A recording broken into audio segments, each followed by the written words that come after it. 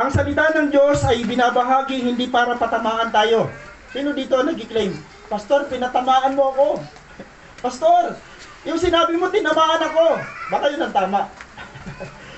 Ang salita ng Diyos ay ibinabahagi hindi para patamaan tayo, kundi para itama tayo.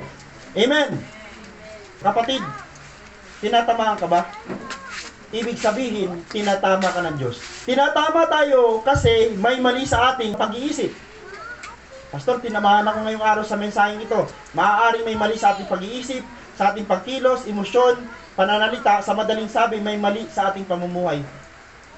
Kung tinatamaan ka ng mga mensahe ng salita ng Diyos kada simba mo, baka may problema ka sa mga yan. Then kapag tinatamaan ka at ang pamumuhay mo ay nasasaling, it means, sinasabi sa iyo ng Panginoon, ayusin natin.